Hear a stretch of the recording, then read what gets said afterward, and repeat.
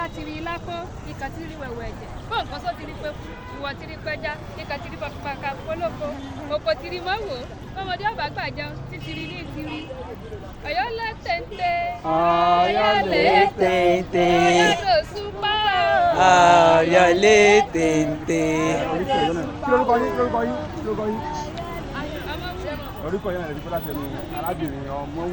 Ọ̀yọ́ lé téńté ẹ̀yin ọmọ Ọ̀yọ́ dà àti ìwà lọ́yọ̀ọ́ o ibi ìgbádé kábíyèsí ikú bàbá yèyé ọba Bímbọ́lá Akeem Owoade ẹlẹ́wù ẹ̀tù àkọ́kọ́ Aláàfin ti ìlú Ọ̀yọ́ àti dé Ọ̀yọ́ báyìí o gbogbo nǹkan tó bá ń ṣẹlẹ̀ la máa mú wá sí etí ìgbọ́yín ẹ ṣàrọ̀ra stay tuned gbogbo bí ọ ṣe máa gbé adé fún kábíyèsí lọ́la gbogbo ẹ̀ là ń mú bọ̀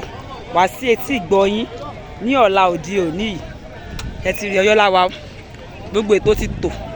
everything ti set ṣe ti rí everything ti set ìlú Ọ̀yọ́ ń dún yùngbàyùngbà àwọn olórin ńláńlá la máa gbé wá lọ́la àwọn bíi Alhaji Saheed Òṣùpá Kúnmi Ayọ̀ Balógun Alhaji Táyé Currency gbogbo wọn ló máa ṣeré lọ́la ní ìlú Ọ̀yọ́ Ọ̀yọ́ ń dún yùngbàyùngbà gbogbo ẹ̀yin ọmọ Ọ̀yọ́ káàkiri àgbáńlá ayé a kú oríire o ẹ ti rí ṣẹtiri ṣẹtiri ṣẹtiri ṣẹtiri. Ají ṣe bí Ọ̀yọ́ láàárín Ọ̀yọ́ kì í ṣe bí bàbá ẹni kọ́ ọkàn èèyàn rìndìnrìndìn kì í jẹ́ Aláàfin Ọ̀yọ́ akíkanjú ńlámọ̀ sáláàfin ọba tiwa àbí gbẹ̀yìn tí ṣèṣe ẹ̀gbọ́n nínú ọmọ odù tó ní ìwà Ọ̀yọ́ ọmọ lọ́rọ̀ lọ́rọ̀ ọmọ lóhùn lóhùn ọmọ olówó ṣẹ̀ǹbáyé ọmọ èjòkè èjòkè tó tẹ́sí sọ́nà níjù ọmọ ẹ̀sìn jọlá ìjò ọdẹ́dẹ́ ń jọlá ẹ̀sìn Ọ̀yọ́ Aláàfin odò pàṣẹ kẹrẹ mọ́dẹ òru ọmọ àti. Ìbà òun lè ń gbọ́ káàkiri yẹn òun lè ń gbọ́ káàkiri yẹn ọ̀la gbọ̀ngàn aṣọ nílùú Ọ̀yọ́ lọ́la gbọ̀ngàn aṣọ gbogbo àwọn ládéládé lóyè lóyè àwọn bọ̀rọ̀kìnní láàrin ìlú àwọn bọ̀rọ̀kìnní ilẹ̀ Yorùbá gbogbo wọn lọ sí wà sẹpẹ́sẹpẹ́ báyìí ní ìlú Ọ̀yọ́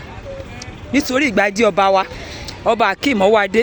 ẹlẹ́wù ẹ̀tù àkọ́kọ́ Aláàfin tuntun ní ìlú Ọ̀yọ́ ẹ̀yin ọmọ Ọ̀yọ́ ẹ̀yin ọmọ òjò pàṣẹkẹrẹ ọmọ Àtìbà a tún ti dé o ẹ má ṣàwọ̀rì gbogbo bí gbogbo ètò bá ṣe ń lọ gbogbo ẹ̀ la máa mú wá sétí gbọ̀nyín a ti wà lọ́yọ̀ báyìí àwọn yẹ kẹ́ ẹ mọ̀ náà ẹ stay tuned lọ́la pẹ́pẹ́yẹ máa pọn mọ́ gọ́ngọ́ máa sọ Ọ̀yọ́ la wà o Ọ̀yọ́ la wà o gbogbo ẹ̀yin ọmọ Ọ̀yọ́ kú oríire